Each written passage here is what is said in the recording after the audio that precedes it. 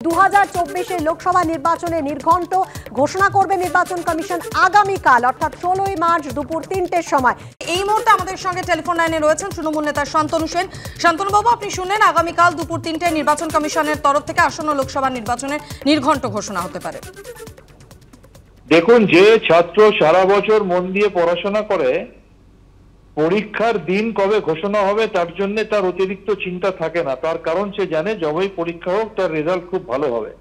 ঠিক তেমনি মমতা ব্যানার্জির নেতৃত্বাধীন তৃণমূল কংগ্রেস সারা বছর মানুষের পাশ থেকে কাজ করে। তাই যবেই নির্বাচন হোক মমতা বন্দ্যোপাধ্যায় নেতৃত্বাধীন তৃণমূল কংগ্রেস নিশ্চিত খুব ভালো ফলাফল হবে।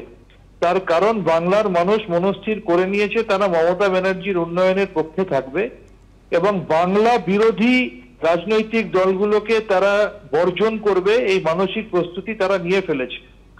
নির্বাচন কমিশন যদিও এটা অনেকটাই এখন বিজেপির করায়ত্ত হয়ে গেছে সেটা দেশের মানুষ জানে। সেই নির্বাচন কমিশন 2021 সালের বিধানসভা নির্বাচনে কোভিডকে উপেক্ষা করেও বাংলায় 8 দফা নির্বাচন করেছে। তাই 7 দফা কেন, এবারে যদি 42 দফাতেও নির্বাচন হয়। আমরা দেখেছি আনপ্রেসিডেন্টেডলি নির্বাচন ঘোষণা হওয়ার আগেই বাংলায় কেন্দ্রীয় বাহিনী পাঠিয়ে দিয়েছে। তারপরেও 920 কোম্পানি কেন, যদি 9200 কোম্পানিও কেন্দ্রীয় বাহিনী পাঠায় বা যদি আন্তর্জাতিক বাহিনী নিয়েও ভোট হয় 42 দফায়, তাতেও মানুষের মনের পরিবর্তন হবে না।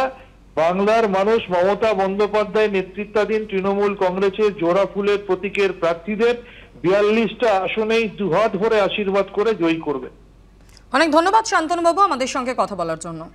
এই মুহূর্তে আমরা টেলিফোনে যোগাযোগ করে নিয়েছি রাজ্য বিজেপির সভাপতি সুকান্ত মজুমদারের সঙ্গে। সুকান্তবাবু, আপনি শুনলেন নির্বাচন কমিশনের তরফ থেকে আগামীকাল দুপুর 3টে আসন্ন লোকসভা নির্বাচনে নির্ঘণ্ট ঘোষণা করা হবে এবং যেমনটা জানা যাচ্ছে পশ্চিমবঙ্গে ভোট হতে পারে 7-এরও বেশি দফায়। দেখুন, পশ্চিমবঙ্গে গতবার যতদূর আমার মনে পড়ছে 7 দফায় ভোট হয়েছে, তো স্বাভাবিকভাবে এবার 7-এর কমে তো হওয়ার কথা নয়। পশ্চিমবঙ্গের যে হিস্ট্রি আছে, আমাদের ভোটের হিস্ট্রি, তাতে আমরা দেখেছি পশ্চিমবঙ্গে ভোটে হিংসা হয়, গুন্ডামি হয়, ভোট লুট করার চেষ্টা করা হয়। তো স্বাভাবিকভাবে পশ্চিমবঙ্গে 7 দফা বা তার বেশিতেই ভোট হওয়া উচিত এবং পূর্ণভাবে কেন্দ্রীয় বাহিনী দিয়ে ভোট হওয়া উচিত এবং সেই কেন্দ্রীয় বাহিনীর উপস্থিতিতেই একমাত্র ফ্রি অ্যান্ড ফেয়ার ইলেকশন আমরা পশ্চিমবঙ্গে করতে পারবো। এবং আমার মনে হয় যে কেন্দ্রীয় নির্বাচন কমিশন হোক বা রাজ্য নির্বাচন কমিশন হোক, তাদের প্রত্যেকের নৈতিক কর্তব্য দায়িত্বের মধ্যে পড়ে যে ফ্রি অ্যান্ড ফেয়ার ইলেকশন করানো। এটা রাজ্য নির্বাচন কমিশন এবং কেন্দ্রীয় নির্বাচন কমিশনের কর্তব্য, সেই কর্তব্য তাদের পালন করা উচিত। অনেক ধন্যবাদ সুকান্তবাবু আমাদের সঙ্গে কথা বলার জন্য।